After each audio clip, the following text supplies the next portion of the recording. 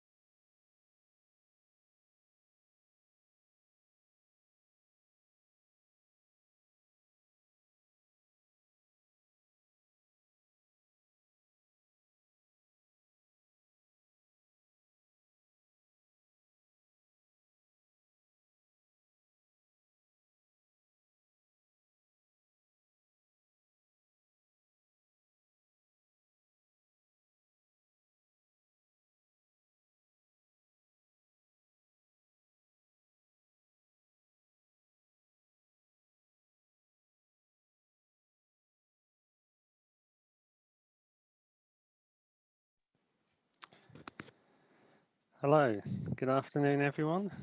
Good evening. How is everyone today? Hopefully, you've had a good week. So, this is the fifth and final coaching session for. So, I welcome you all. So, the design of this session, this final session, is essentially for students to share their thinking, share some of their tasks that they've attempted or maybe even completed. But basically, for people to talk about the work they've done so far, and then we can share ideas, solutions to any problems or queries, and hopefully by the group or talking together, going through the various ideas that you've had or the work that you've done, everyone will feel much more comfortable with the various tasks that you've had to do. So it's essentially today it's about the sharing of tasks. Any task doesn't have to be in any order, but effectively, you know, work to date.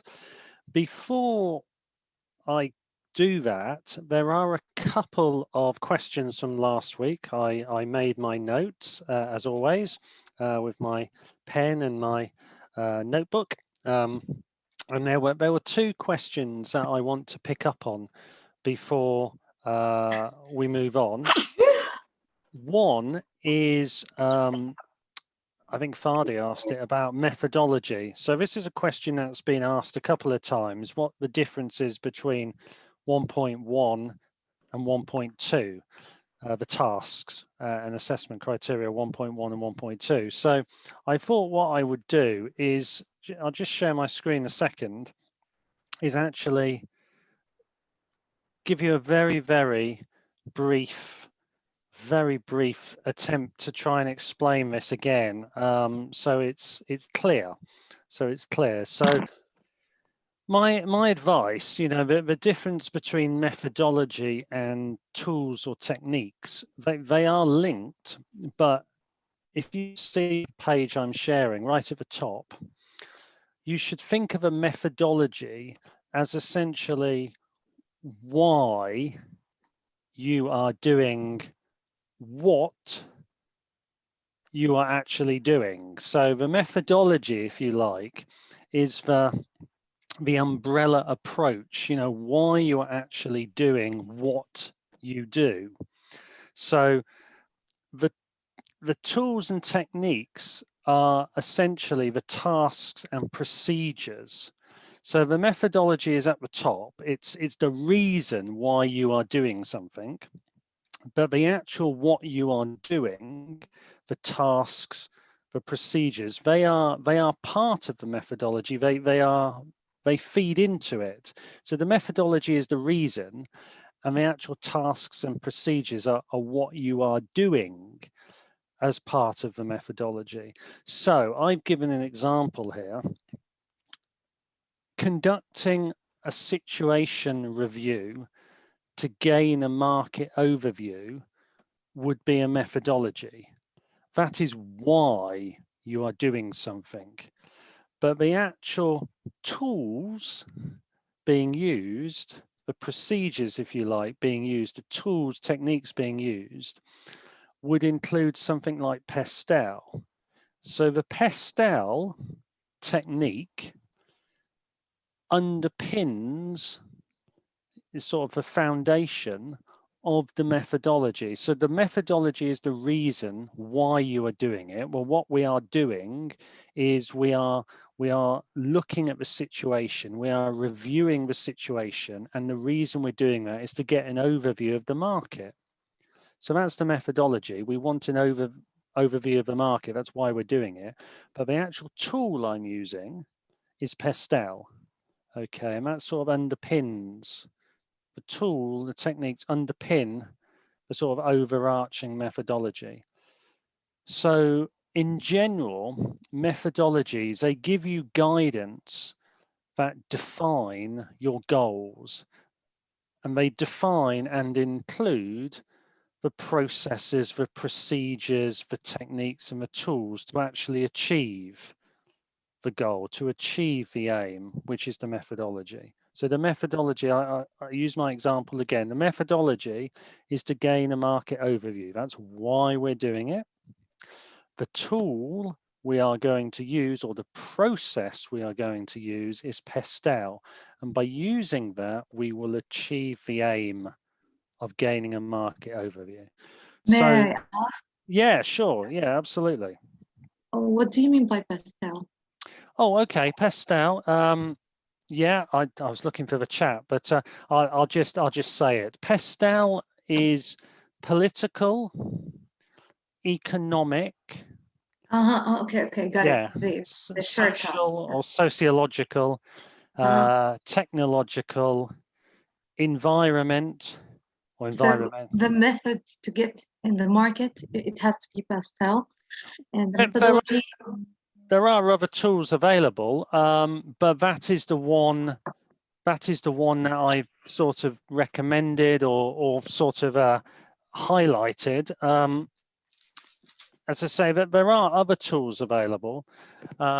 Essentially, I think I've said before, for the actual task, it does not specify, you know, you must use this tool, you must use that tool. What the assignment, what the task is looking for is an evaluation of the sort of tools and techniques you might use. So, you know, what might you use to perform a market overview? And the answer is, well, a market audit, a market overview, Pestel is a really good tool. It basically scans the whole external environment for these factors.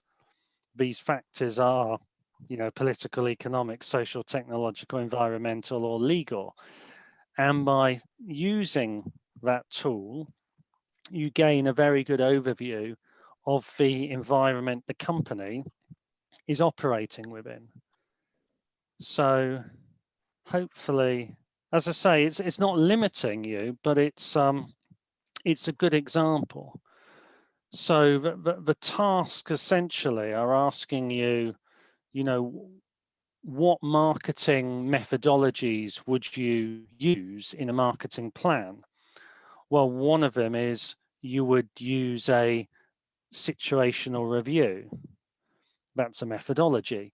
And that's why would you use that approach? Well, you would use it because you want to gain an understanding of the environment that company is working in. What are the tools or techniques you would use? Well, Pestel is one. You can use other techniques, you know, market research, you know, forecasting, Anzoff matrix. I mean, there's lots of tools, but the task is really sort of trying to get you to evaluate, to make a judgment on what tools and why. So whichever ones you choose, as long as you're able to make a judgment and say why you would use them, what are they used for, then that's what the task is asking for. So I think Pestel is a very useful one because everyone knows it. It's quite straightforward. Other ones we've looked at, I mean, I've mentioned Anzoff, but there's you know, product life cycle analysis. You know, we dealt with that last week. So, you know, that makes quite a big difference. You know, where the company is on the life cycle. Obviously, if you're operating in a very mature market, then, you know, the profits are more squeezed, and you might be looking at, you know, doing different things such as extensions, product extensions. But there's lots of different tools out there. I'm trying to think of some of the others. I mean, there's Boston Matrix we looked at. Again, that's a sort of product or portfolio analysis tool. Again, that's quite useful for, you know, why would you use it? Well, it's a portfolio tool that gives you a good understanding of the portfolio of the company. You know, where are your resources being focused? Where are you spending your money? That type of thing. Maybe you should be focusing your resources somewhere else, or withdrawing money from a certain part of a portfolio because it's not doing very well, or it's not in growth or in decline. So that's another tool you could mention. And with all these things, it's a question of what tool and why, what use is it for the company. So in a marketing plan, you know, under situation review, there are various things. I mean, there's your view. So I'm just turning the light on if you're wondering what I'm doing. Yeah, with a marketing plan, you would look at the market itself, you know, the situation review of the market, but then you would look at things closer to the company, like its portfolio. So I'm just going to turn the other light on so we have a little, don't worry, I'll be back in a second.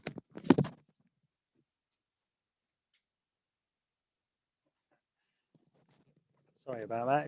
It's quite dark where I am. It's very cloudy today, very cloudy, quite dark, but that's better. So yeah, so does that make sense? Does that make sense so far? Because I'll come back to it. This is good. I'm here to answer your questions. As I say, I've got my notebook.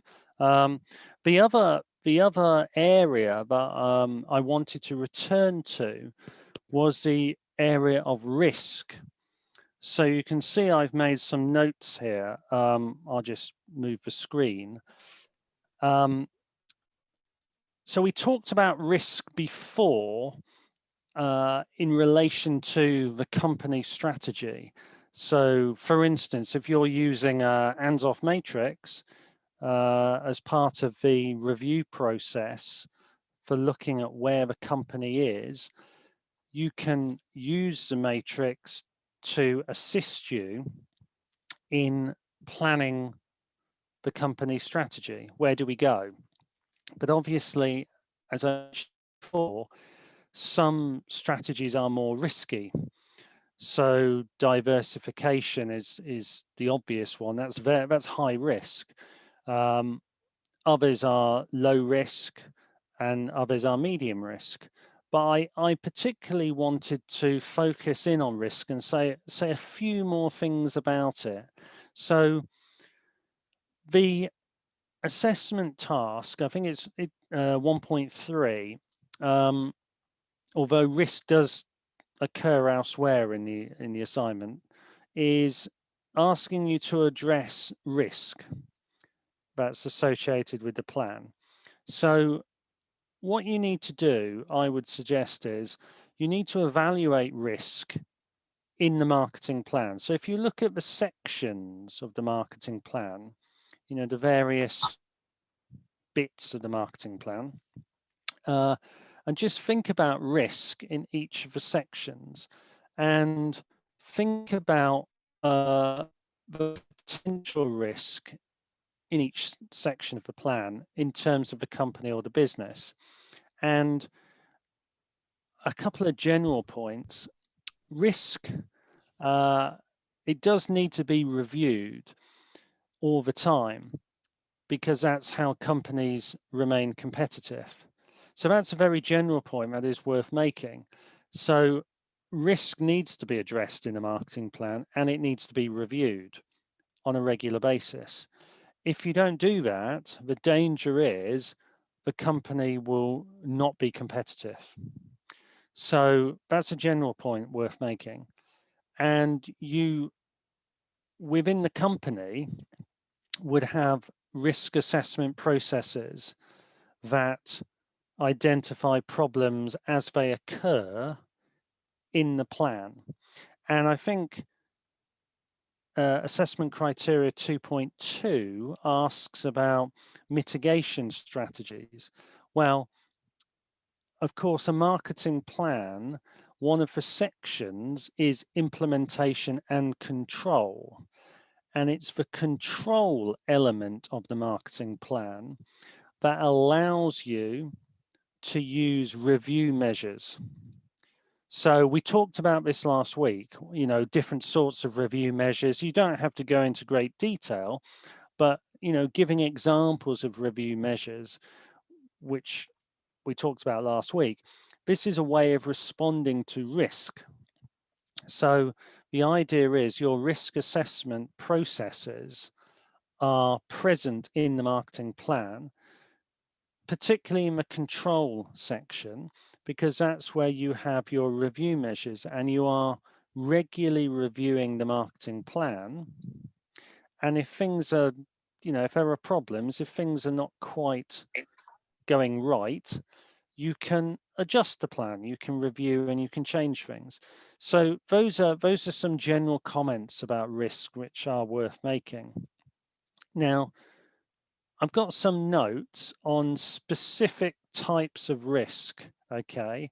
So I'll just talk through them. These are just examples, okay, of the types of risk that exist in a marketing plan.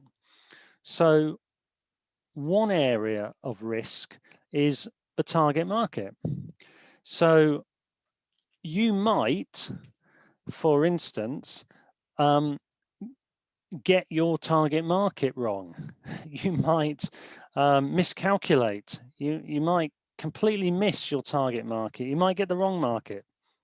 How does that happen? Well, maybe you don't do enough market research.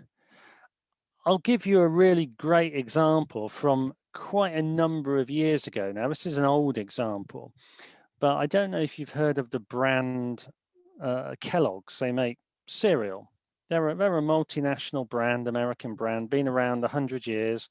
You know, they make cornflakes. Well, they went into a new market. They used hands-off market development. They went to India, but when they initially went to India, they completely got their target market wrong. They completely miscalculated the target market. And actually, they failed. They had tremendous difficulties. This was in the late 1990s, early 2000s. They've obviously since gone back, but when they initially went into that new market, it went wrong because they didn't do enough market research. And what market research they did do, they didn't seem to understand it. They didn't analyze it in a correct manner. They didn't understand the culture. They didn't understand the people. They didn't do sufficient market research. So that was a really big problem for that company. And, you know, as a type of risk, miscalculating your target market is a serious risk factor. So how would you mitigate that? I'm just thinking about the assessment criteria. So one type of risk in a plan is thinking about assessment criteria 1.3. You know, you could say, well, marketing plan, one of the risks is miscalculating the target market. Assessment criteria 2.2 asks, well, what mitigation strategies are there? Well, one is to do more market research, talk to your customers, survey your customers, find out more information. Maybe you can look at your marketing promotions. Are they effective? Is communication a problem? So that's a risk and how to mitigate it. Okay. Another thing is, yeah, I mean, investment in a target market. So the cost of acquisition, you could get that incorrect. That could be a very costly mistake.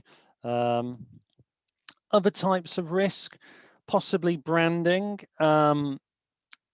This is particularly a risk if you're a new company or new into a market, because trust is very important. I think someone on the session last week talked about trust, and it's true. If if your marketing plan makes assumptions that because you are successful in one market, you will be successful in another market, assumptions are wrong. So there's another risk factor.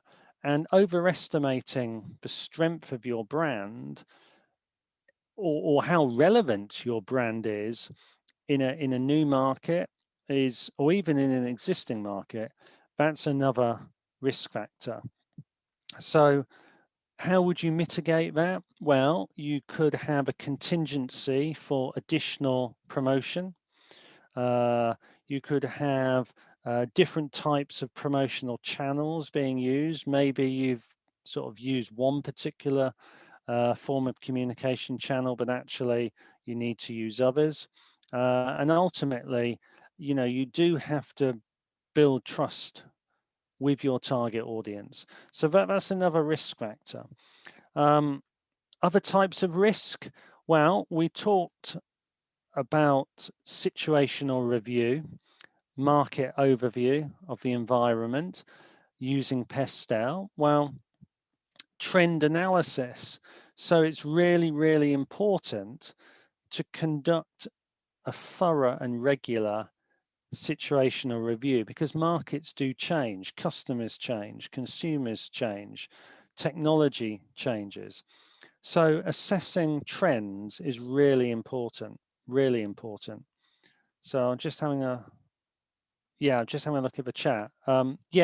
Culture was actually, I think it's SARD, culture and social risk, that's actually what Kellogg's, as I say, it's an old example. Many other companies have made the same mistake, but I choose it because it was a big company. So I've said before, big companies fail, big companies make mistakes, and that was actually a cultural failing, the cornflakes thing,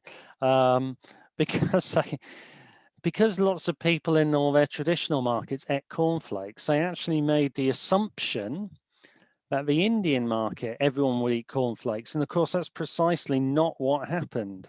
they didn't eat cornflakes at all in India. So it was a cultural risk. So yeah, that's a good comment, Sard, good comment.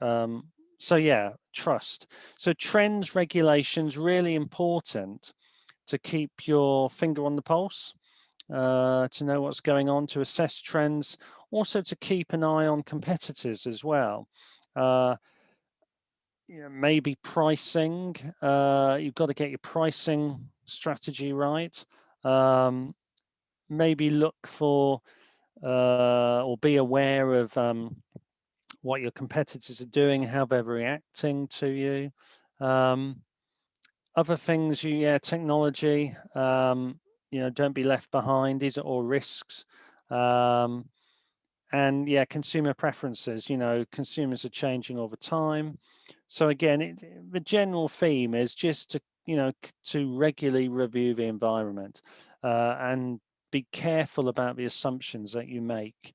Assumptions can be incorrect, but ultimately, we all make assumptions. The marketing plan does make assumptions. That's a natural thing, but I think we just have to be prepared for the assumptions to be incorrect, or possibly they will change. Other risk factors, which I've listed,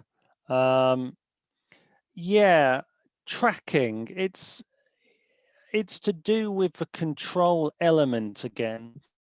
So we talked about review measures.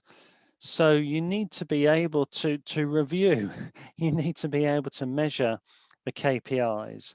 If you don't have sufficient,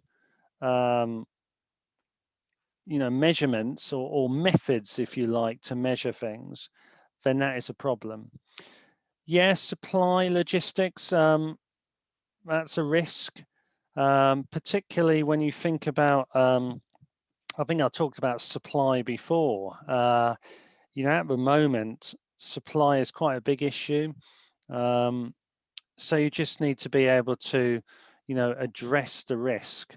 Have you got alternative suppliers? Could you perhaps do things in-house? Do you have the capacity for that? Maybe you could build up contingencies. So these are all types of risk which we are identifying, but it's good we're addressing them, the different sorts of risk.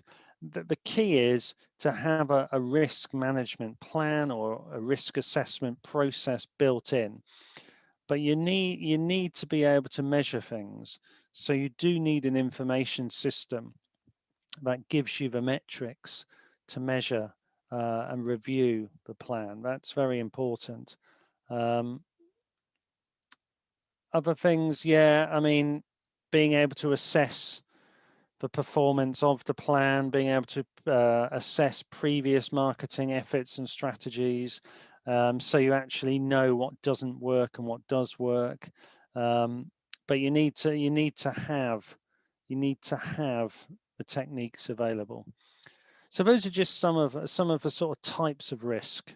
Okay, the types of risk involved. I'll go back to my general points. You know, you go through the plan, you determine what the possible risk areas are, the potential impact on the business or the company. You need to constantly review risk in order to keep competitive, and you need to be able to measure risk and measure these review measures. So your information systems have to be good, and as long as you've got a process to identify problems, you can mitigate them using your appropriate review measures. So let me just stop for the moment and I'll go to the chat. Yeah, a point being made in the chat about information systems, but also data processors, making decisions and executing it. Well, that's part of the plan, of course. You know, part of the plan is to assign responsibilities. Who is responsible for what? So in terms of executing it and following it up, the marketing plan should, one, it will have a schedule, but two, it will also assign responsibilities to people. So people know who is doing what and who is responsible for what. So decision making can take place. So those are some general points I thought I would sort of start with, to be honest. But has anyone, you know, this session is meant to be about particular aspects of a task and sharing, you know, sharing tasks. Does anyone have any questions or anything they want to talk about in terms of the various tasks or wish to share? Anything you want me to go back over from last week, or any particular topics?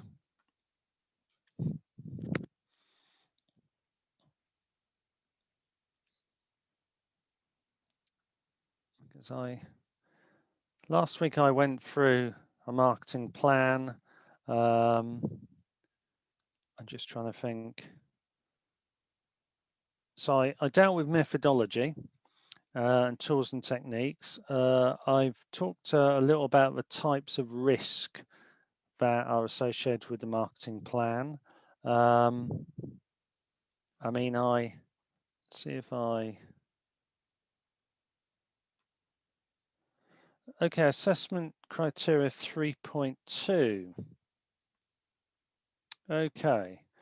So assessment criteria 3.2 is develop an approach, just bear with me, develop an approach to gain agreement for the marketing plan that will change organization actions and methods to achieve strategic objectives. So, okay, so let me, so develop an approach to gain agreement to the marketing plan that will change organization actions and methods. So my take on that particular part of the assessment would be, it's about assigning responsibilities so everyone knows what role they have, it's about internal communication. So everyone, knows what the plan is, buys into it. It's about internal stakeholders. So it's about communicating the review measures throughout the company. So for instance, making the whole company aware of how the plan is going, making the company aware if things are not quite going to plan. So you can talk about the targets of your plan with the rest of the company, review and revise your goals, for instance. And by doing that, people will have more confidence in the plan. So you're building support for it. So you're communicating what works, what doesn't work. You're communicating the metrics. You're being data led, but you are communicating internally. You're communicating with all your stakeholders. So that will build confidence, in the plan. It also allows you, if you're reviewing the plan, remember the control elements, the review measures, you can report on them. You can report your data to the internal stakeholders. You can, for instance, do snapshot reports. You can inform your line manager. You can maybe show the sales team metrics that they'll be interested in.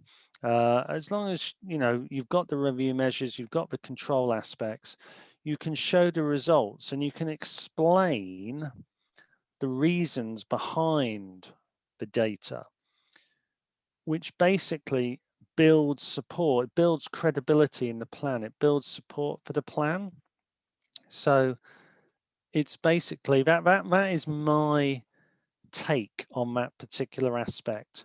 It's about building support for the plan through internal communication with your stakeholders and assigning responsibilities right at the start so everyone knows what they're doing. That's I think how I would probably tackle it.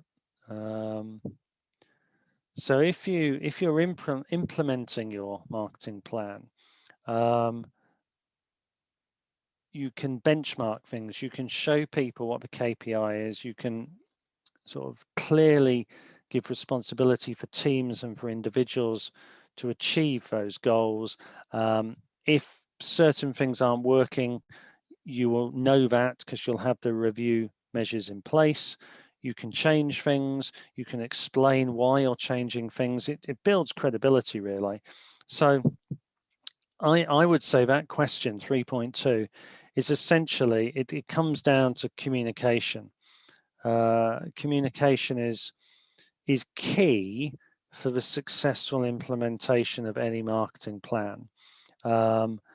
If you let the company, the teams know why things were changed, if you communicate what the benchmarks are, or maybe what new benchmarks will be, how things are being measured, and what people's or teams' specific roles are, it will help them. It will help the company clarify the marketing plan, and it will build support. But with everyone knowing what their role is through clear communication, it will help in achieving success for the plan. That's probably how I would sort of go about tackling 3.2 or trying to explain 3.2. Yeah, it sounds asked, does it include regular? Yeah, it absolutely. Regular meetings, documentation. Yeah, I mean, whatever form it takes, it's a case of just being able to communicate and explain the metrics.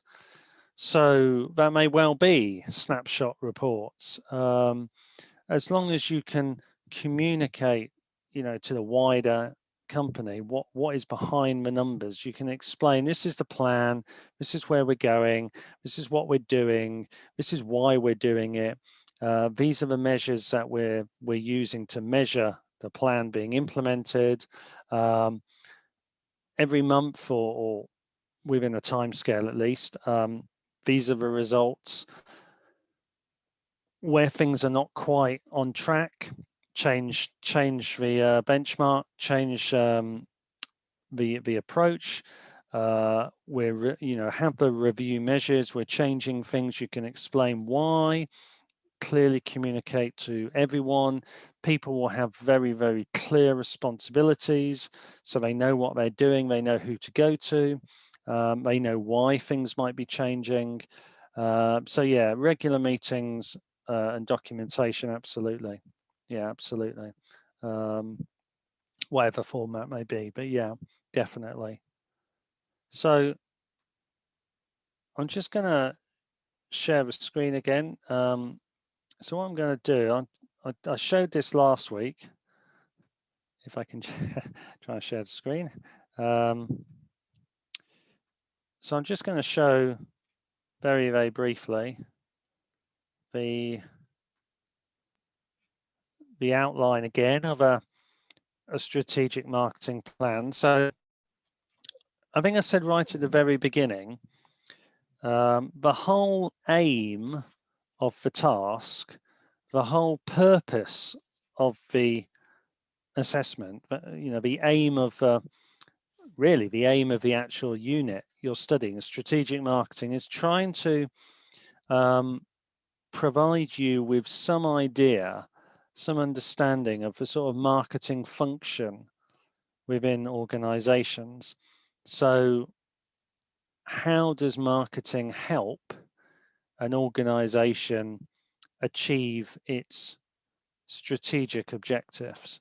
So I said right at the beginning, every organization will have a corporate strategy, overarching corporate strategy. So that will have things such as mission, goals, values, that sort of thing.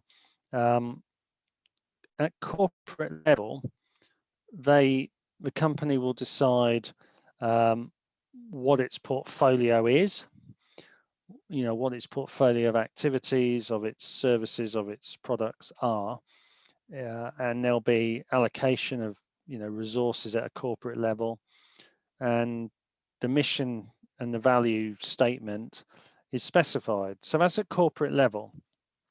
But that's really important because the corporate strategy, it basically frames, it shapes the marketing strategy. So the corporate strategy feeds in, it feeds in, it directs and it guides the marketing strategy. Now, the key here is that, there is a loop back.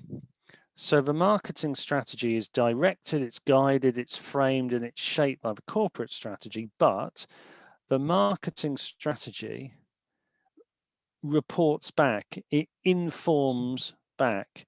So essentially, the marketing strategy is there to help actually achieve the corporate strategy. And the marketing strategy informs the corporate strategy. Okay, so there's this sort of feedback loop. So you've got, the corporate strategy going this way, directing, guiding, shaping, framing. Okay, and then you've got the marketing strategy, and that's going the other way. Okay, so that's informing, that's reporting back, and ultimately, hopefully, achieving the corporate strategy. So that's the real fundamental, okay, the real fundamental relationship between corporate and marketing strategies, and that's key. And that is really what the aim of the unit is about. It's to try and get you to understand the role of marketing within an organization and how it relates, or what the relationship is between corporate and marketing strategies. So that's what it is. Okay. So the marketing strategy itself, in a very broad sense,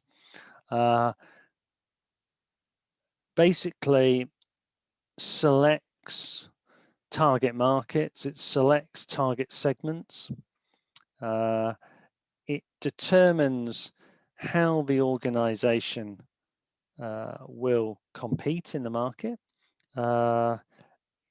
It informs or selects the marketing mix, the tactics, if you like, and then ultimately the marketing strategy includes the implementation of the plan and critically the evaluation and measurement and control of the plan. So that's how it breaks down. And I thought I would sort of show you this structure again. As I say, it's a standard, all marketing, strategic marketing plans have a fairly standard structure. They might differ a little bit in some of the language I use, maybe some of the headings, but this is broadly what one looks like, and I thought it would be useful to show it to you again. If you look at the very top, actually, you'll see in this particular version, the executive summary, which just summarizes everything else in the plan. Everything else which is to follow is summarized there.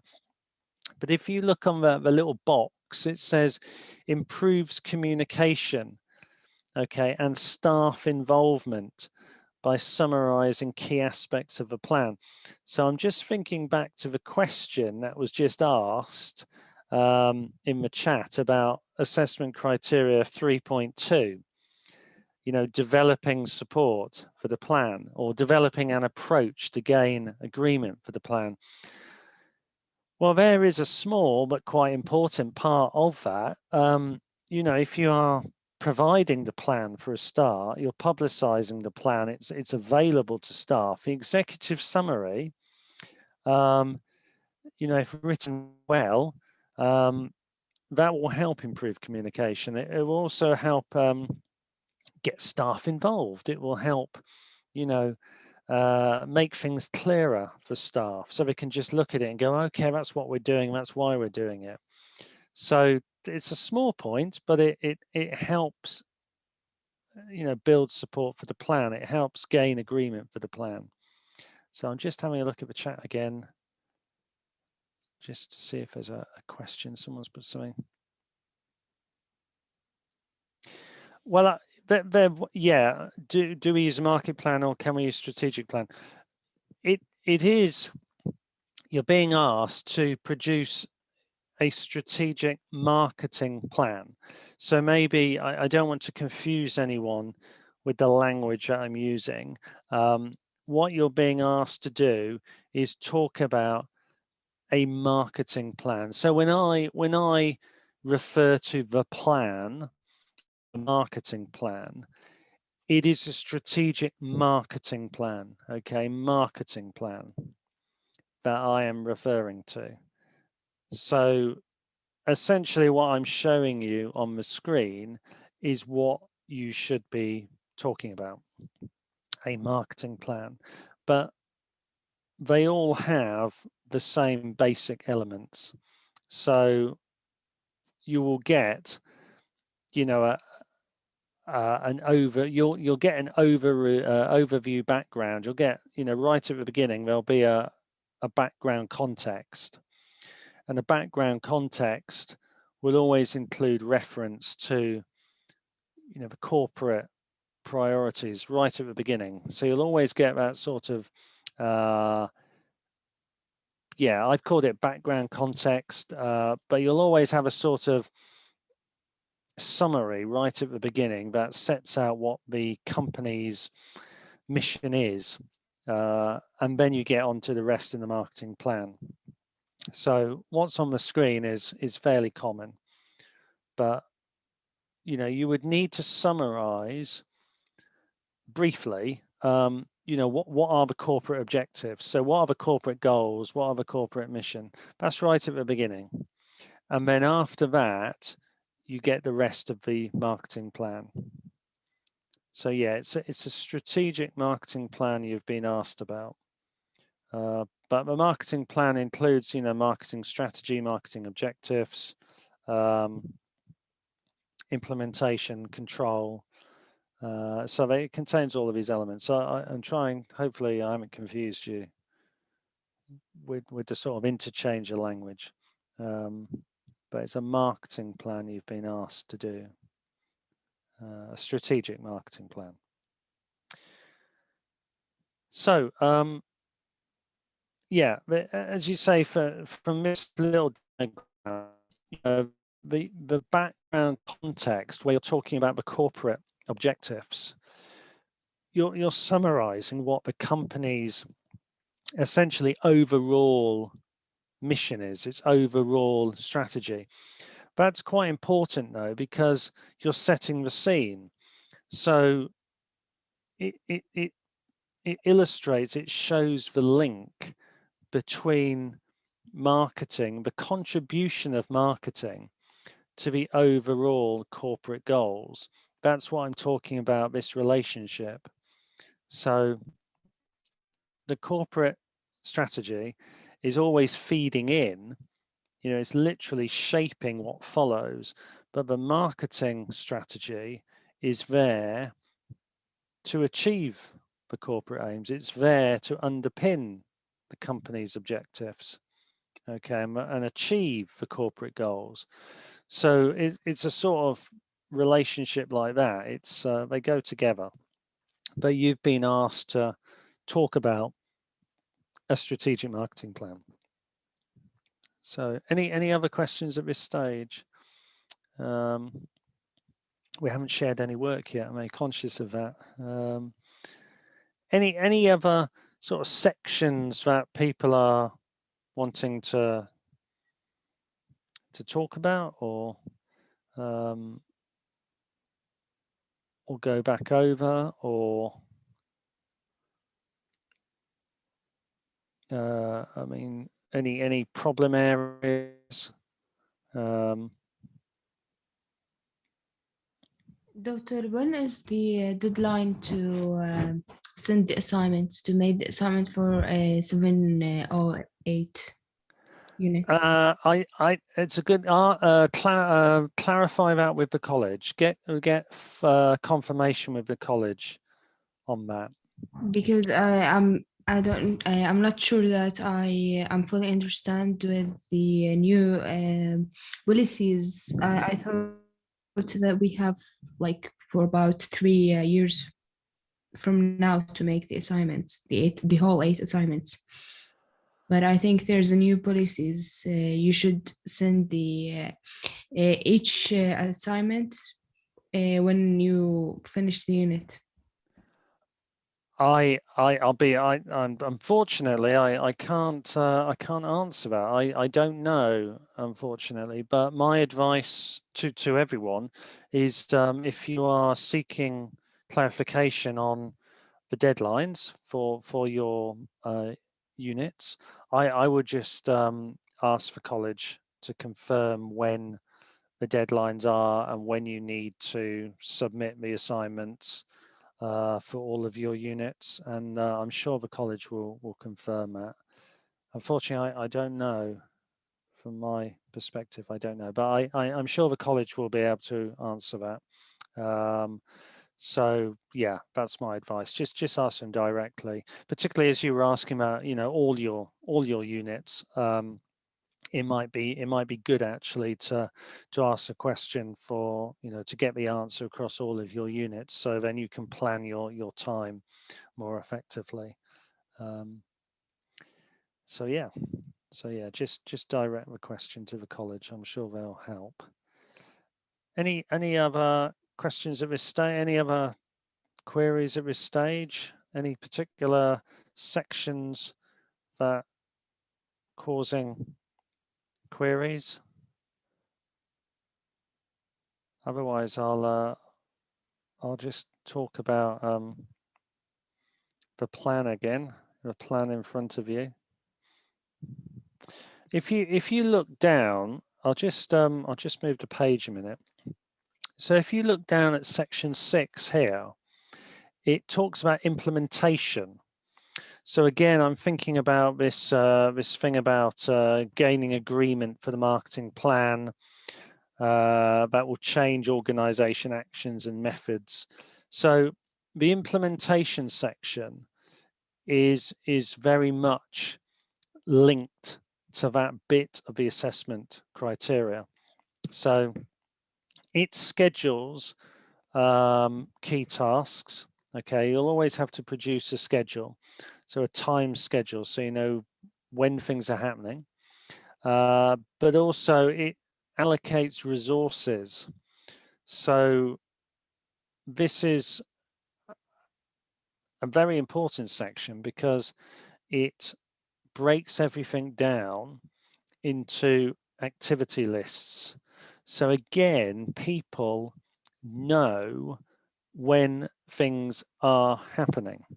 So everything is scheduled, everything is on a time scale, and absolutely critically, responsibility for particular activities are assigned. Okay, so in terms of building support, everyone knows who is responsible for which activity and when they are happening. Also, this is quite useful as well, this section, because I talked about contingency before and risk. So you can see here in the little text box, you can see under implementation, there is a contingency section. So contingency can mean money, it can be budgetary, it can be financial, but it also can be simply time, time contingency. So you might need longer to do something, for instance. So something, you know, might not be, you know, something might be unforeseen, something might happen, and then you have the time, you know, something may take longer than expected, but if you're building that into the plan, I'm thinking about here, you know, assessment criteria 2.2, which says, you know, address mitigation strategies. Well, this is one way of addressing mitigation. So you're building contingency in. It could be money, it could be time, but you're trying to address those mitigation factors. And you've got it in the plan. You know, we just needed longer. You might have thought something will take a couple of weeks, but it will take a couple of months. You know, maybe talked about supply and logistics before. So maybe one of the activities requires, you know, something in particular. You need to have something delivered in order to do that activity. Well, if it hasn't been delivered, you can't do the activity. So by building a time contingency in, it might allow, you know, you're allowing for that thing to arrive, you're allowing for that thing to be delivered, and you're building the additional time in. So that's addressing risk, it's a mitigation strategy, it's a contingency. So that you're sort of answering several different assessment criteria there. If you look in the last section, control, in this particular diagram of what a strategic plan, a marketing plan looks like, it actually says, you know, assumptions made. So assumptions are natural. I said that before. You know, everyone makes assumptions, and they underpin things. You know, you make decisions based on assumptions. But one of the things is going back to risk. We talked about target market being a risk factor. You might make an assumption maybe based on previous performance, maybe based on previous occurrences, that the market will grow in a particular way. The market will grow, I don't know, by 5% every 6 months based on previous performance. But that is an assumption. So you've made assumptions on projected growth, and it might be that the plan, you know, that is a benchmark for the plan. But in reality, once you're implementing the plan, the market might not grow by 5% in 6 months. It might be 2% in 6 months. So that is a risk. Assumptions being made is a risk factor. However, if you have measurement built into the plan, if you have review measures built into the plan, you can adjust things. So you're mitigating the risk. So again, that one example, we are, you know, we're sort of tackling or talking about several of the assessment criteria there. We've addressed risk, we've identified risk, and we've also identified how we might mitigate risk through contingency. We've identified that making assumptions is a risk. However, because we have evaluation measures and benchmarks, we can change things. Okay, we can make adjustments to the activities. So that's a good way to tackle the assessment question there.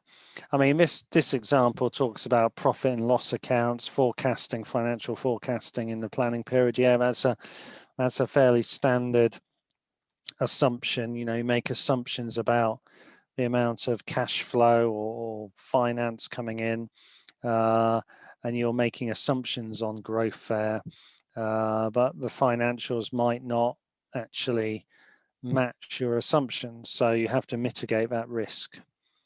So I thought that was quite a good example to give you. Any other sections or questions you want to focus on?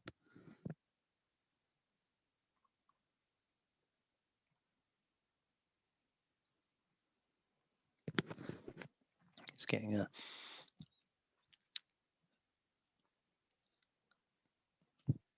So someone asked earlier on about Pestel. So in this particular structure, if you look at section 3, so section 3 in this particular example is called external and internal analysis. So this is your market overview, this is your situation review. So this is your methodology. You know, we are conducting a situational review. So that's your methodology approach. And then you will pick particular tools and you'll get an overview of the market. So you'll get a picture of what's going on externally. So Pestel is an external tool, but then you can also use tools to look at the internal company capabilities and so on, strengths and weaknesses. And obviously by identifying, by conducting a review of the external environment, you can begin to identify, you know, where the opportunities are, where the threats are. You can analyze your competitors, that's important. Look at the trends, maybe make some assumptions again about future trends, you know, trends up to this point in time, where they might be going. I mean, what you do, you then condense all of that. You condense all the analysis into a SWOT, strengths, weaknesses, opportunities, threats. So that just is a condensing of all the previous analysis that you've conducted. And from that, you should be able to, say before, you know, turn weaknesses into strengths and threats into opportunities by matching up, by doing a gap analysis, maybe matching up what the current capabilities and competencies of the company are. You can see where the gaps are, gap analysis, and then make some strategic decisions about where you want to go or what needs to be done.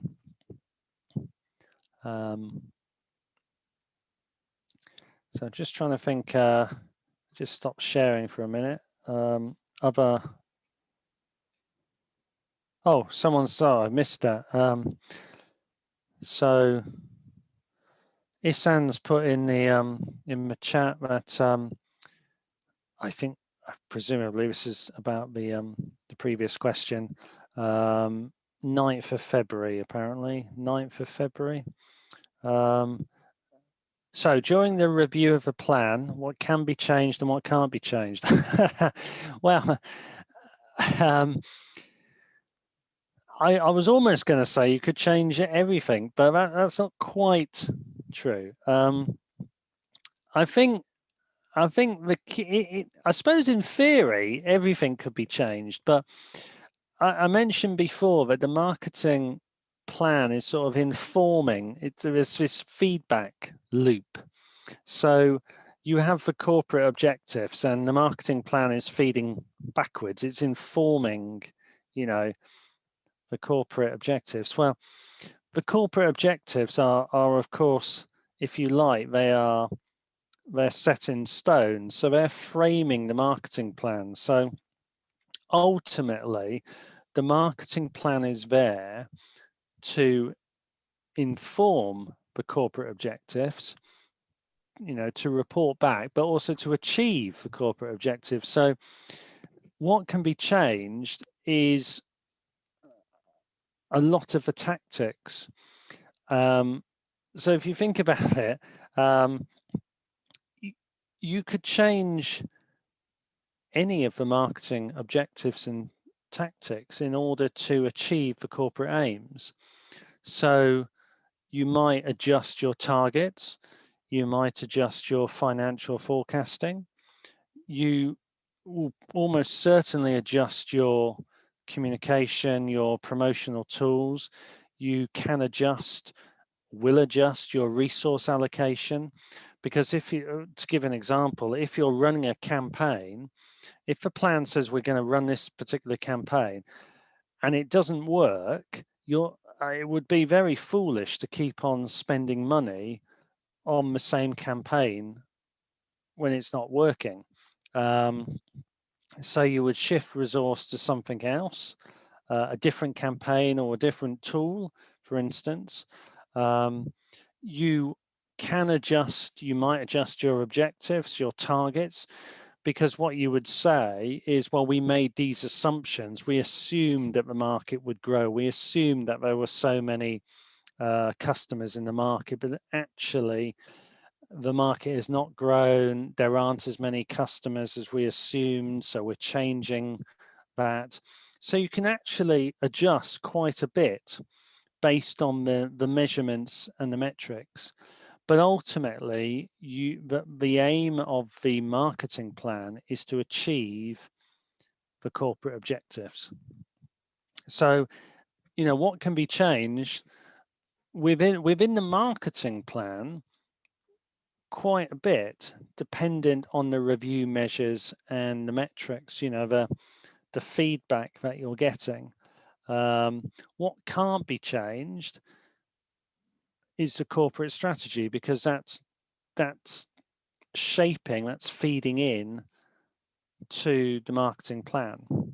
Now, longer term, of course, if the marketing, say again, the feedback loop, if the marketing plan is, feeding back constantly that things are not working, the assumptions are wrong, the target market's wrong, everything is wrong, everything is sort of not working, then at some stage you would perhaps hope or suggest that at a corporate level, decisions would be made. Well, the marketing plan is informing us, is reporting back to us consistently that,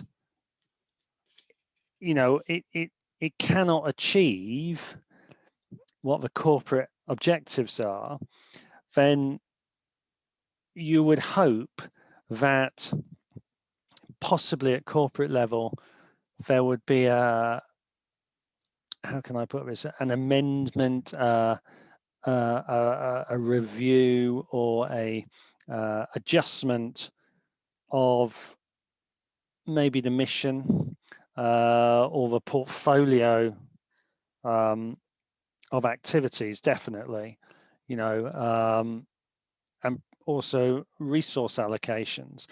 But those decisions, you know, a change in the sort of portfolio of activities and resource allocation, that would be done at corporate level, but it would be done based on the information and the feedback from the marketing plan activities. You know, if things aren't working and don't work over a long period of time, then ordinarily you would look to change things, because if you don't, problems happen. But, you know, I did hint before that large companies fail. And this is one of the reasons why some companies, they don't wish to, or they either don't wish to, or the bottom line is they don't change their resource allocation, they don't change their portfolio of activities, and they don't perhaps review or amend their mission or values. And this is when companies fail. But the marketing plan itself, you are able to change, you know, through implementation and control. You can change quite a bit, because the whole idea is that you make those changes. You change the benchmarks, you change the tactics in order to achieve the corporate aims. So you should be willing, as long as you communicate it and people are, you know, supportive of the plan, and you can explain the changes.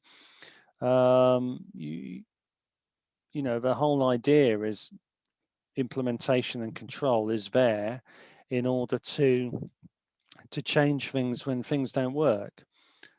So really quite a lot can be adjusted. Obviously time is the one thing you can't easily adjust, and you know, time might run out on you, but yeah, hopefully that gives you some idea of how it works. Time scale is probably the one thing that can't be changed very easily, but it's very dependent on the circumstances of the plan itself. Just trying to think what other things we can cover. Whether anyone got any other sort of questions, or I'm just having a look at some of the things we covered before, really, just to clarify things.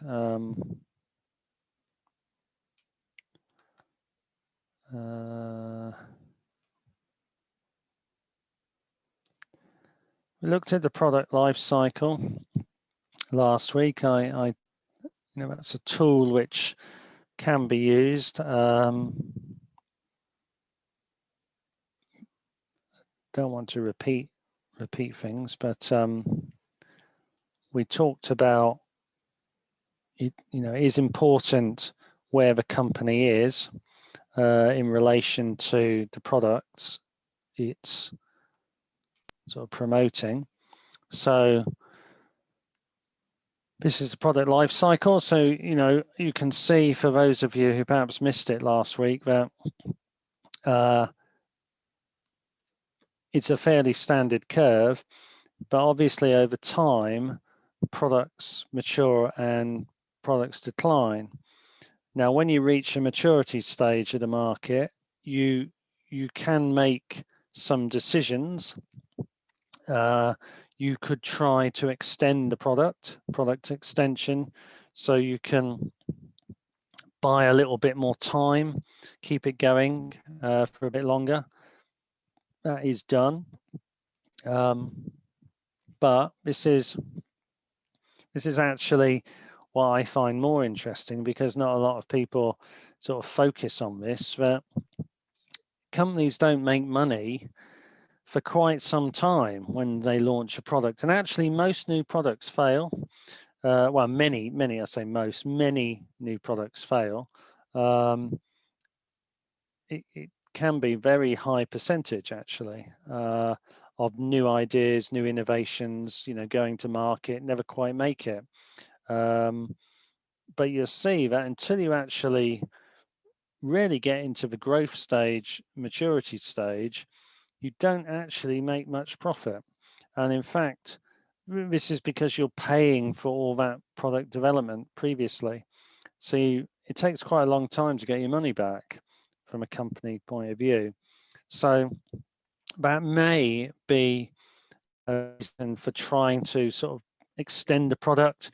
You know, when it's in the maturity phase, it's still trying to get the money back from the development stage. So you might try and extend it for as long as possible. So that is a possible. So we went through this last week, but I find this quite interesting. This is talking about customers. You know, the type of consumers in the marketplace, you know, the assumptions being made. You can see that really the majority of the market, most consumers, are towards the right-hand side of this. So, you know, most consumers are they wait until they trust the brand. They wait until they trust the product. They wait until they see it works. So time is always going along, and that complicates things. So there's some percentages for you. I mean, I find this quite interesting. So this is a market share versus types of consumers. And you can see, just having a look in the chat, you can see that I've only got it, I can only share my screen. But this is why this is widely available. This is a famous, you know, curve to do with adoption rates and consumers. And the main point I would say is that, again, the right-hand side of the screen, the most consumers are, you know, they're quite conservative. They wait until they see something works. They wait until someone else has bought it. They wait until they trust the brand. Actually, you know, the sort of early adopters and the innovators are really quite few in number. They're very important, because without them, the product would fail and would never get communicated. You know, you need the innovators to communicate it to the rest of the market. But these percentages, I mean, it's quite interesting that the laggards in particular, this strange sort of classification right on the right hand side here. So, you know, it's a strange word, isn't it, laggards? But these are people who they may never adopt the product, but there's actually quite a lot of them. You know, 16%. Depending on the textbook you look at, the figure does vary a little bit, but the fact is there are more laggards than there are innovators. So if you're a company, you know, you've invested a lot of money in developing a new product, what you know is it's going to take you quite a bit of time before you make any money. You're going to have to get your product into that growth early maturity phase before you make much profit. And you know that consumers generally, the bulk of the market, are very conservative. you know, they are not going to, generally speak, rush out and buy new products. So these are all, you know, these are all risk factors, if you like. So I thought that was quite, you know, it's quite an interesting figures to look at. So yeah. So that's the product life cycle. I'm trying to think of, because I don't know if everyone has been at previous sessions, but we looked at different models as well. I'm trying to think of different tools and different models that I can show you. A few weeks ago, I showed you some different tools. So it might be worth, as this is our final session, it might be worth just showing you some of these tools again. Happy to take questions, of course, but I mentioned the Boston Matrix. So this is the Boston Matrix. So this is a portfolio tool. So this can be used, well, this can be used very much for summary and analysis of the current portfolio.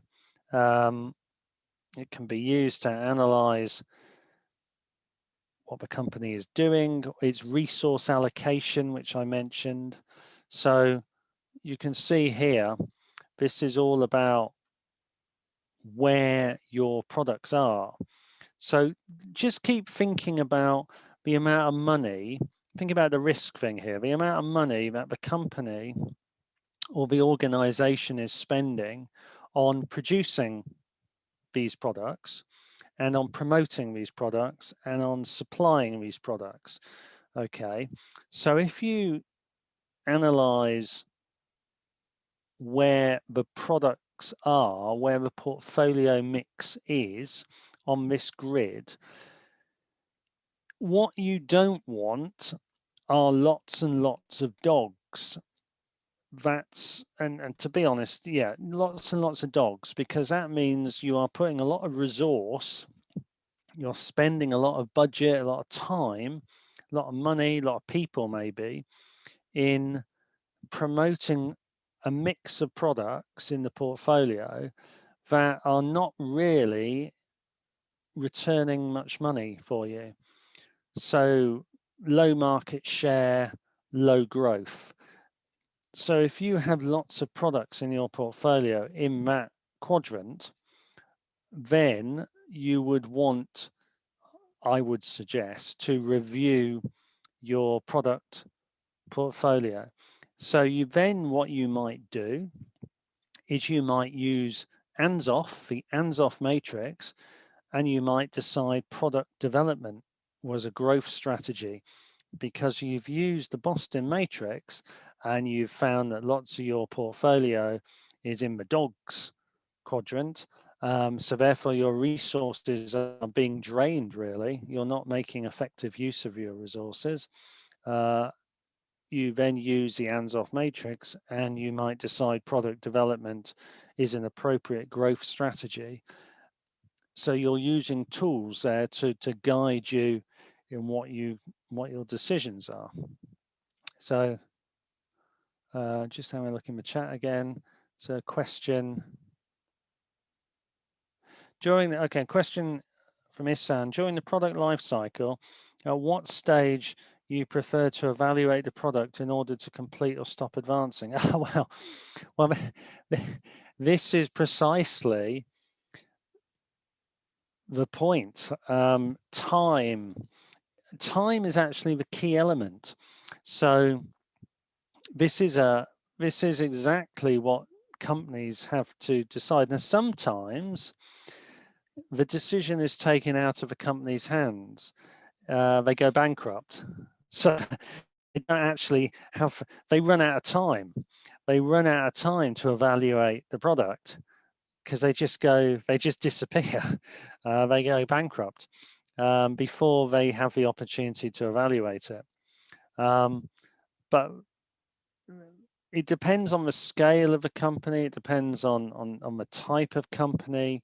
But if you were, again, thinking about risk, you already know that it will take an amount of time before you make money. You know that unless you can actually get to the early growth stage, probably, into the early growth stage, unless you can get there, you're going to be losing money because of all the product development.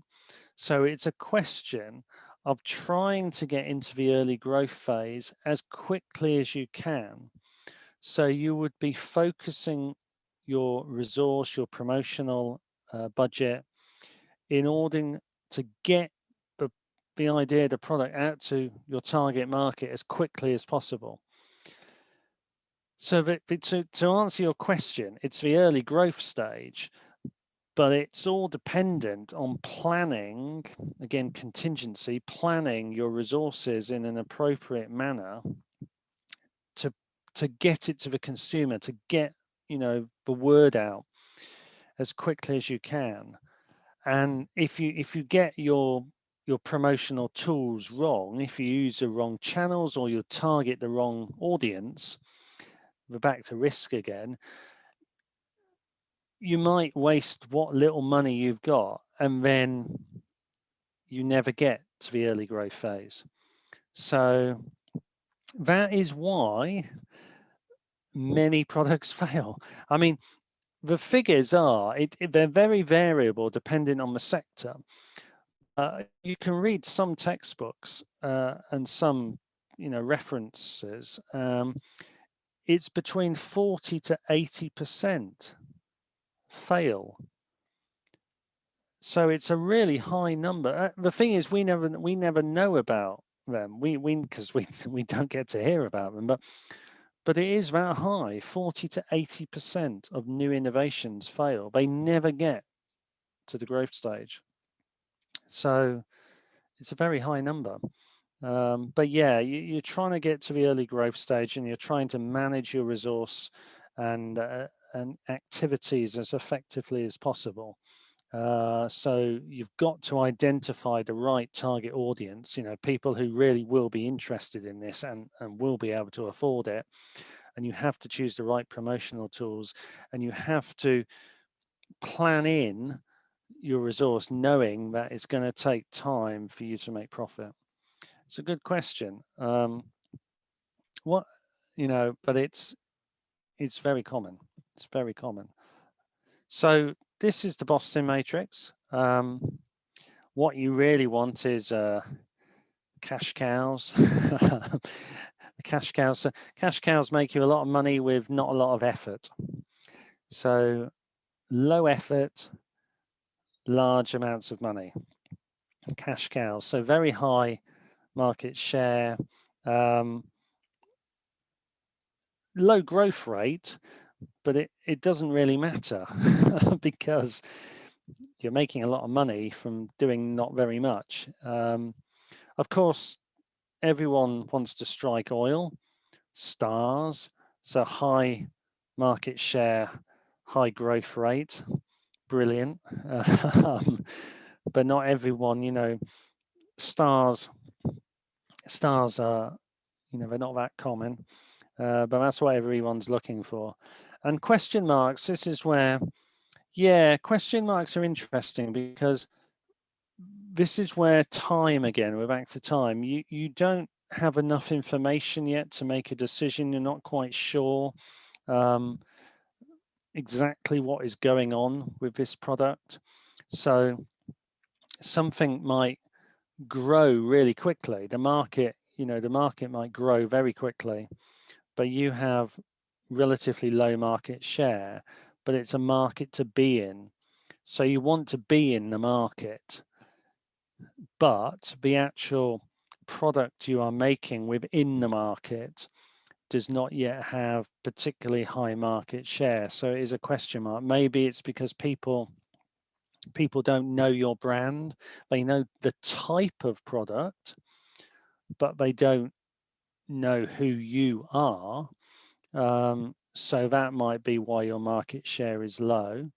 So what you can do is, obviously, you might make decisions about promotional, advertising marketing, you might try to raise your awareness levels among consumers so they get to know your brand, which might then grow your market share.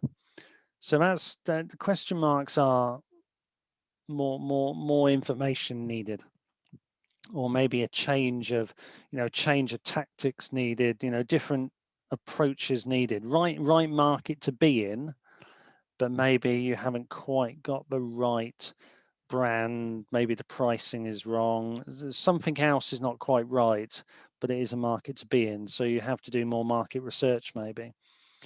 So they're quite interesting, but obviously I say again, the longer you are in the market, you're still making the product, you're still allocating resource, so you really do want to grow the market share. So you can't just have a question mark forever.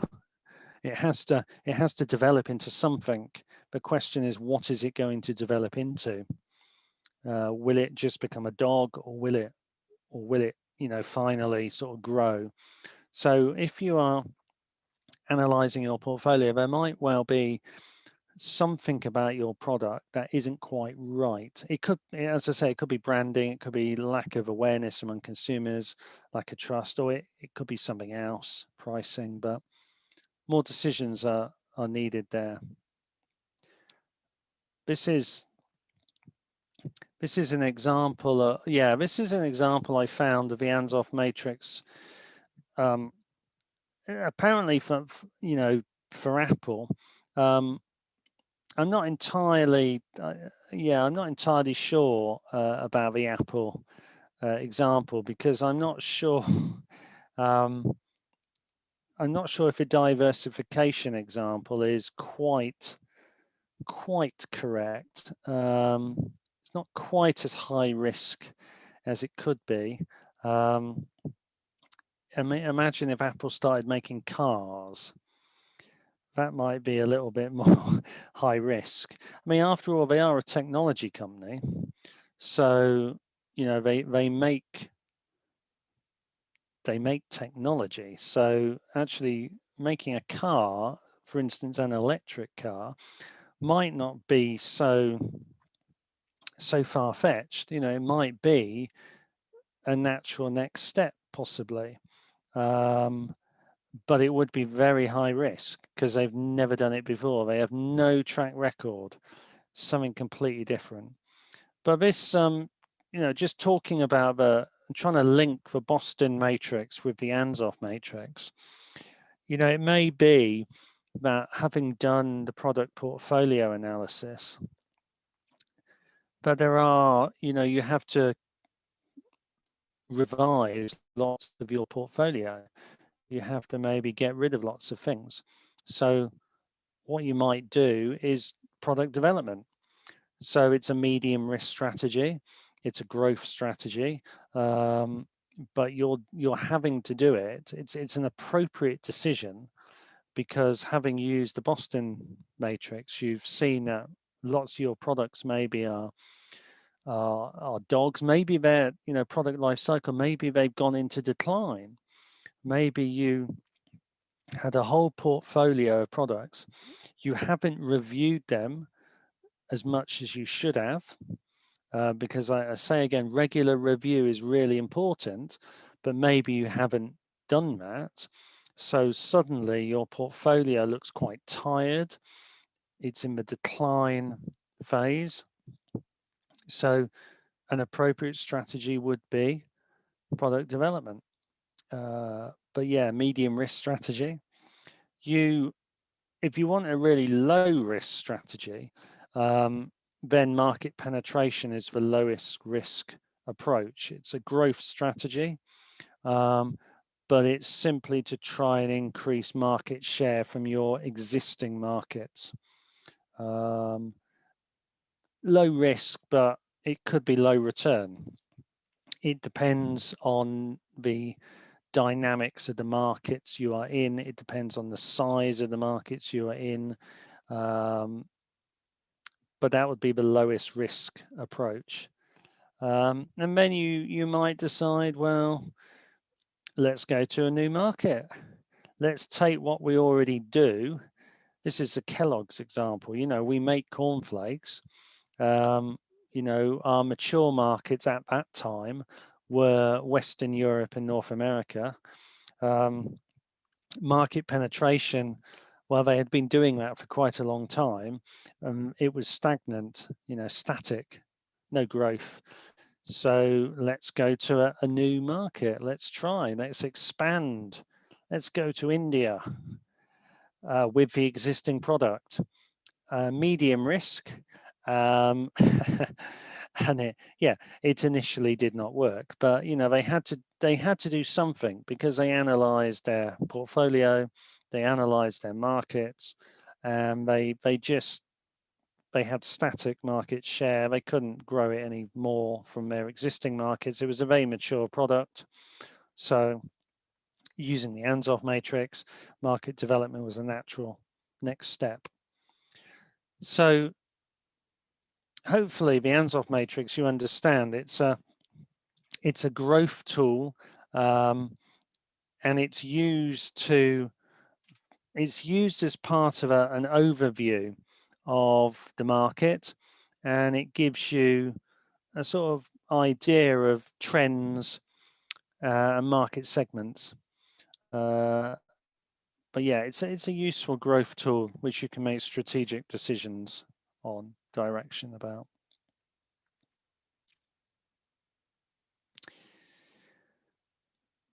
This is Porter's 5-4. So I'm not going to go through all of these again, but this is another tool available. This one is really it's a competitive analysis tool. So it looks at the market, again, a market overview, and it tries to offer a framework for the competitive environment that the company or organization is operating in. And it does that by looking at various aspects. So it tries to analyze, for instance, consumers, the bargaining power of buyers. You know, is it low or is it high? What is the nature of the customers?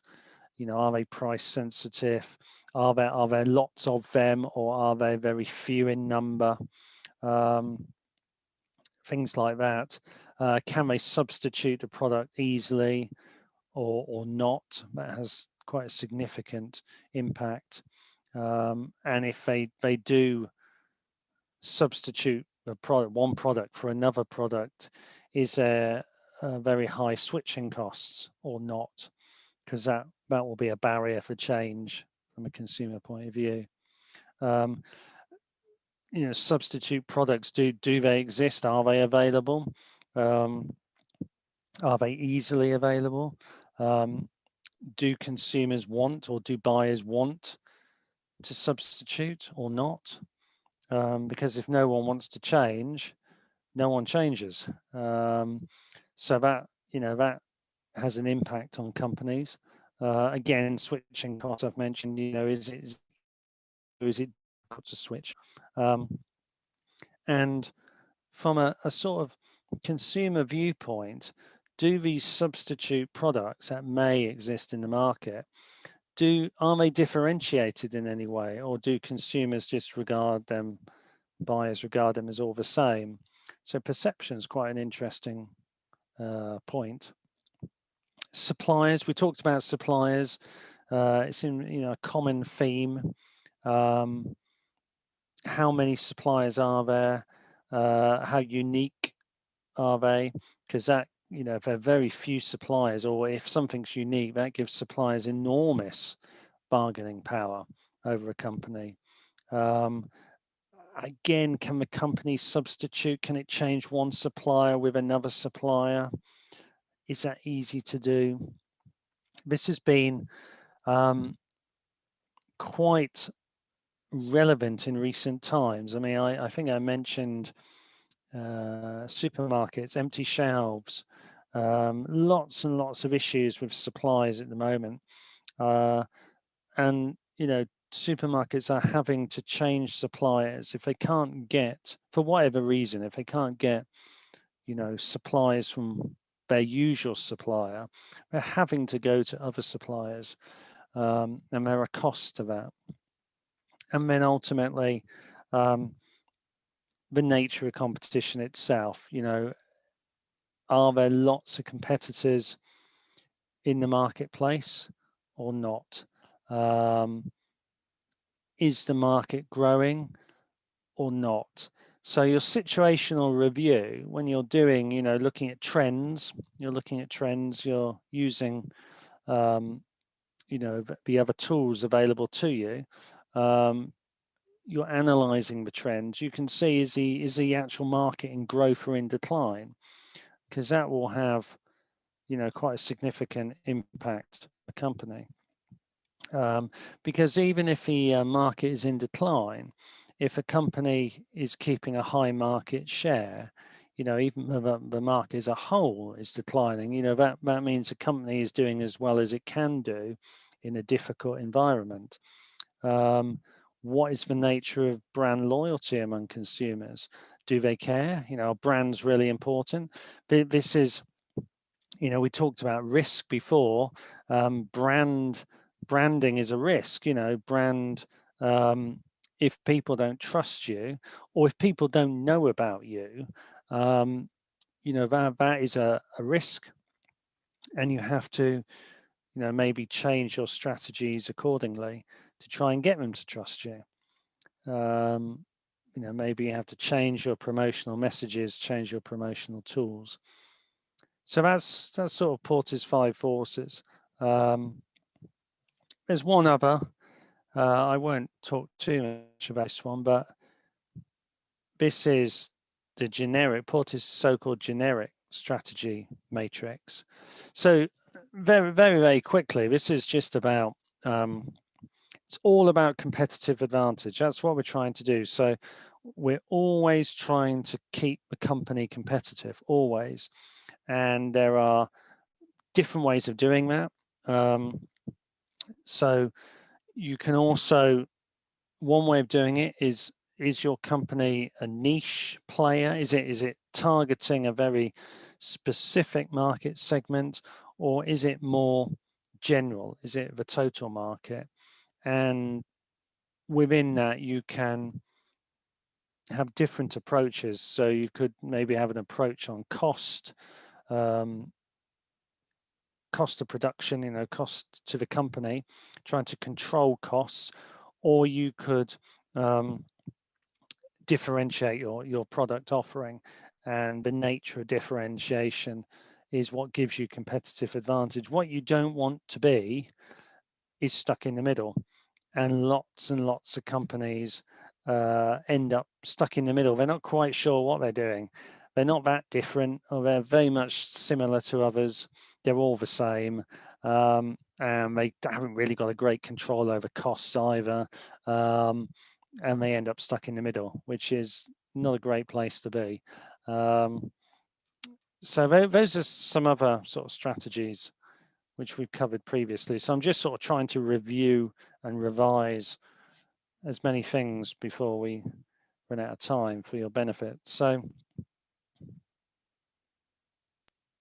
yeah, okay, I've just gone back to the chat, because I was just about to say, you know, questions, sections you want clarifying, or anything else. So question from Isan: can the marketing plan help to advance the product from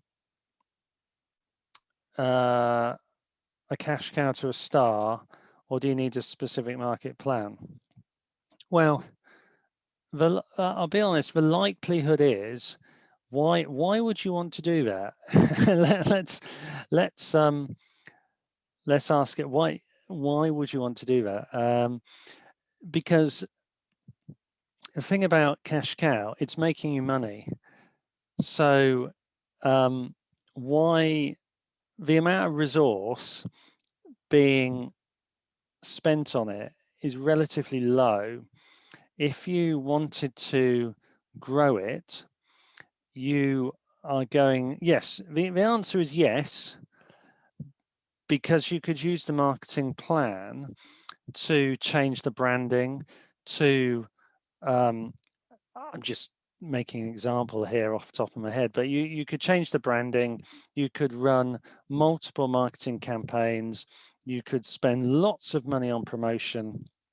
So you would have rapid or potentially rapid market growth. You could have a promotional, you can have a promotional campaign based on pricing. You know, imagine you you ran a campaign, you know, buy two get one free, and you did that over a long period of time, so that would lose you money. But the aim is you're trying to grow as quickly as possible. You could do all of that, but that's lots and lots of money being spent to basically grow it when it's already making you a lot of money. It's already, to see, the market share is not changing. So a cash cow already has, you know, good profitability.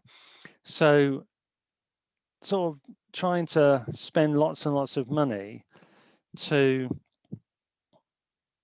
make it a star actually might be counterproductive.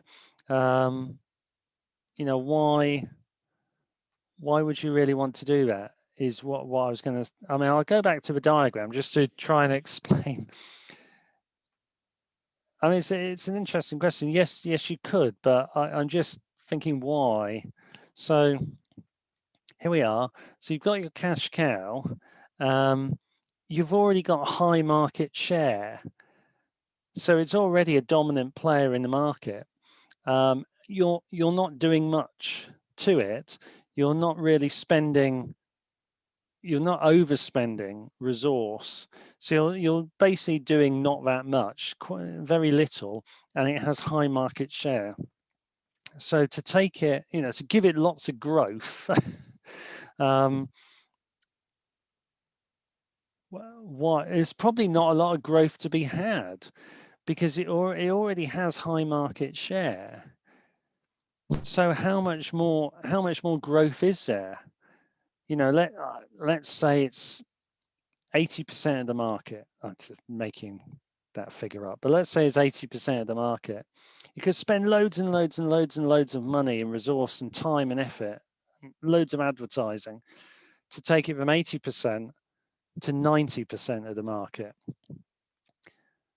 But why? Would you make money? You'd probably lose money. All that advertising just to get it to grow a little bit more, when it's already the dominant player in the market for not a lot of effort. But yeah, to answer your question, yes, you could,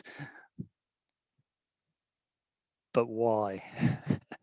So I'll just go back to the chat again. So yeah, we haven't got that much time left. So in the time that remains, are there any bits of the tasks, any aspects of the tasks you'd like to discuss with people in the group? I mean, I think I've tried to cover as many of the different assessment criteria as possible. But any particular questions or bits of the tasks people want to share or ask about in the time that remains?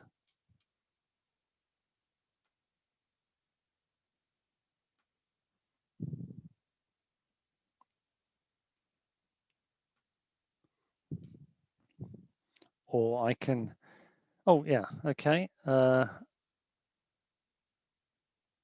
Okay, so Isan's asking about, product development, which is important, market share, market growth. Well, it depends where you are on the product life cycle. If it's if it's a new product, then market growth in the first instance, because you need consumers to adopt the product.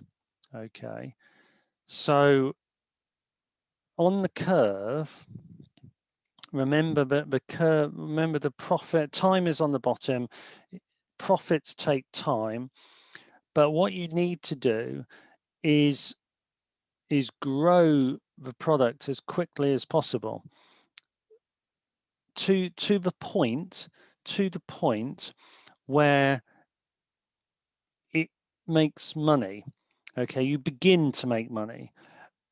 Once you've reached that point, you know, but the product is beginning to make money, you can then grow your share because you're not losing money anymore.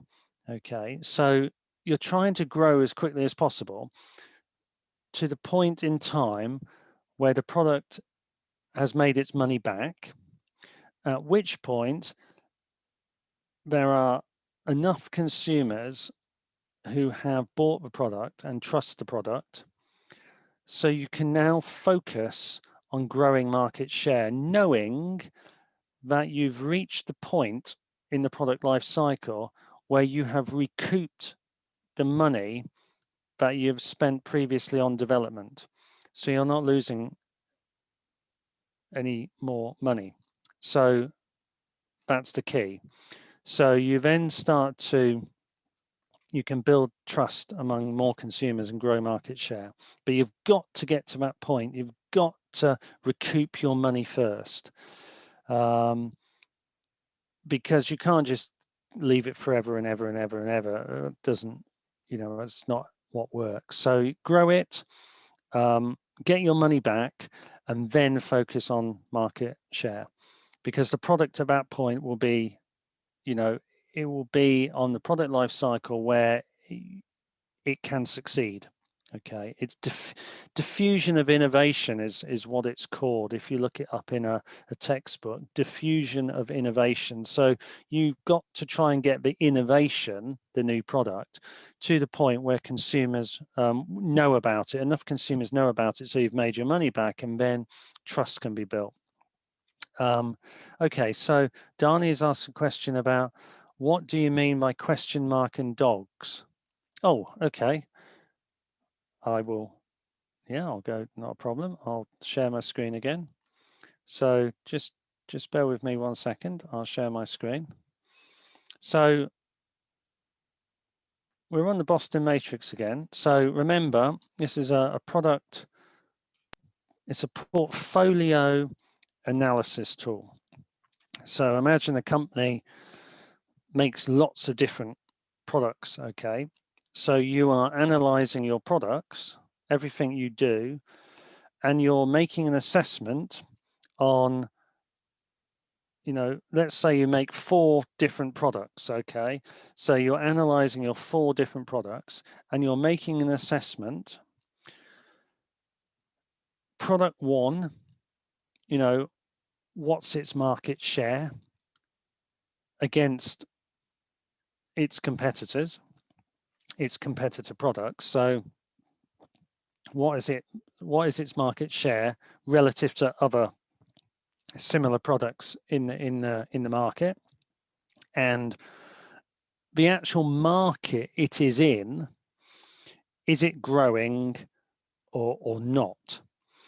And a question, okay, I'll deal with the dogs first because they're easier to explain. So if a product is in the dog quadrant, it is in a market which is not really growing, or it may have very, very low growth. Okay, so the actual market is not really doing much. Okay, but also the product that you make and you promote, okay, and you distribute, this is all money, all people, all effort, okay, company effort, that product doesn't have very high market share relative to the competitor products. So it's in a very low growth market, and the product that you make doesn't have, you know, it's got low market share. So essentially, it's not doing much. Okay, so that's what a dog is, a dog product. So what the implication of that, the evaluation of that, if you think about your assignment, critically evaluate, the point is you are spending money on a product, time, effort, people, promotion, that is not doing very much, and it's in a market that is not doing very much. So the question must surely be, do you want to be in that market anymore? Do you want to be making that product anymore? So I mean, there may be reasons why you say yes, but generally that's not a great situation. As I say, there may be reasons why you remain in the market, but it's not growing and you have low market share. Now, question marks are more interesting in the sense that you are in a market, that product you produce is in a market that is growing. So it's definitely a good market, okay, but the market is growing. People want that type of product, but they don't appear to want your product.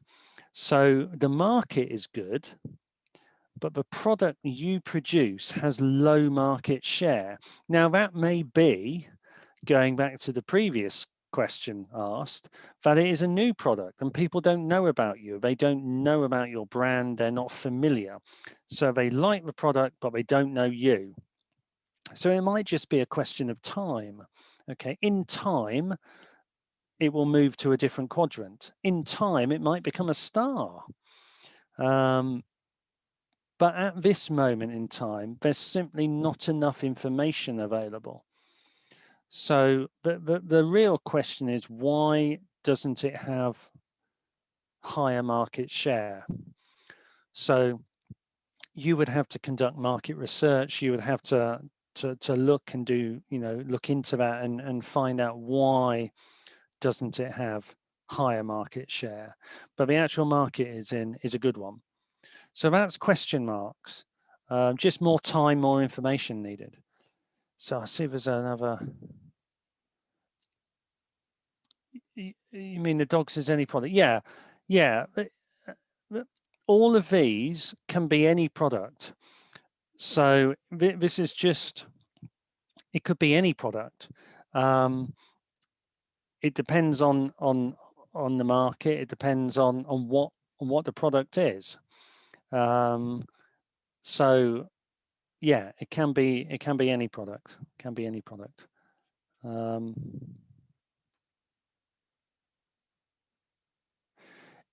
Yeah, that is a decision the company would make. So if you have, I mean, what you don't really want is lots and lots of dogs.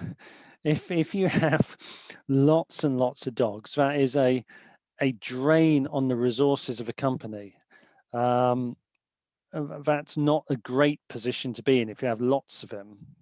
But the company would have to make a decision. Does it want to continue with that product, or should it stop that product? Now, I'll give you one example. There may be a reason, even though it is a dog, to keep the product going, because it might be for historical reasons. It might be very important for the reputation or the brand that you keep the product going. So I'm trying to think. There are food, for instance. I can think of companies that have been making sort of tinned food. Okay, tinned food is not very innovative. Tinned food has been around a very long time, but there are some companies who make, this is an English, British example, steak and kidney pie. Steak and kidney pie, very, very traditional. Old people like steak and kidney pie. But the thing is, it's not growing. That market is not growing. The market might be stable, but it's not growing, and it does not, that product, tin steak and kidney pudding, does not have very high market share. But there are very loyal, particularly old people, who buy it. And the reputation of the company more broadly is, you know, it's known for its pies, shall we say. So if they got rid of it, I'm thinking about a particular, there's a company called Feb Unit. It's a British company, been around a very long time. But if they got rid of the product, they would be getting rid of one of their most famous products, even though it doesn't sell a lot and it doesn't have a very high market share. By getting rid of it, they'd be getting rid of part of their history, which is very important to the brand overall. So that might be a reason why you keep it, because of historical reasons. It adds to the brand reputation. Even if it doesn't make you any money, you keep it because it gives you credibility. It gives you the historical link perhaps to the company's past. And that's actually why a lot of companies do keep some dog products, because of historical link to where the company began. You know, it's a link to 100 years ago when the company began. They can point at it and say, look, this is what we did 100 years ago. It adds to the reputation, even though no one buys it or very few people buy it and the market's not growing. So that could be a reason to keep it. But otherwise, you might just say, it's an irrelevance. It's costing us a lot of money to produce this and promote it and supply it and distribute it. No one's buying it. No market share, no growth. Just get rid of it. So the answer is you can do either, and the company would make a decision based on circumstance. No problem, no problem. So yeah, the company can keep it, but they'd need reasons to keep it. Ordinarily, you don't. Ordinarily, and if you've got loads of them, that is definitely a problem. So they would make a decision to stop it. If they keep it for a reason. Okay, so any other questions? Because it's almost 5 o'clock, so I'm gonna wrap up. You know, this session was for final questions and sharing, you know, elements of the tasks. As I say, I think with all the questions in the chat, we have actually covered most of the tasks, to be honest. We've done, you know, part 1, 2, and 3 have all been covered in our discussion today. I specifically wanted to look at risk, which we have done. That's okay. So you know, any final questions? Anything you want me to repeat or go over or clarify? A conclusion, Isan. I'm slightly conclusion in the plan. Or I'm just looking at the assessment tasks. The assessment tasks do not, there is not a conclusion specifically. I would tackle the assessment tasks logically. So task 1, okay, task 1, break it down. Task 2, break it down. Task 3, break it down. Keep focused on the assessment criteria. So task 1, break it down, keep looking at the assessment criteria. Task 2, break it down, keep looking at the assessment criteria. Task 3, break it down, keep looking at the assessment criteria. So there's no sort of conclusion as such. They're all, it's all together. If you know, each task each, you know, task 1, task 2, task 3, they're sort of treated as compartmentalized. They're sort of separate. I don't want to confuse you by saying separate, but there's no sort of conclusion to everything. So you just treat them task 1, task 2, task 3, and do it like that. Okay, do it like that. In terms of a marketing plan, if that's what you were referring to, a marketing plan itself, okay, does not have a conclusion. So this is for structure, okay, and there is not a conclusion to a marketing plan. It's literally the sections, okay.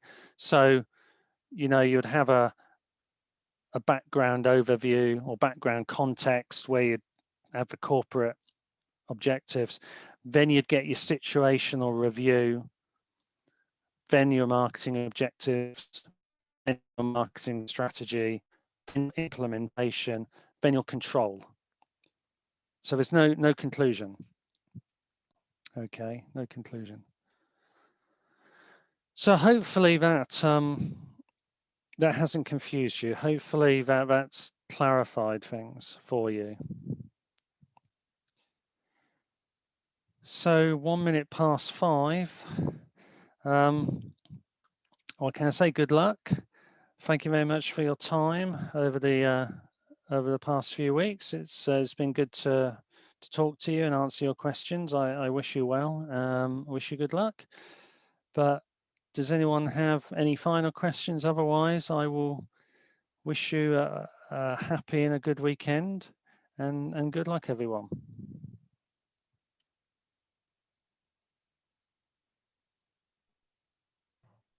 Thank you, Professor. Okay, thank you. Thank you. Good luck. Thank you. Bye-bye. Bye-bye. Bye-bye, everyone.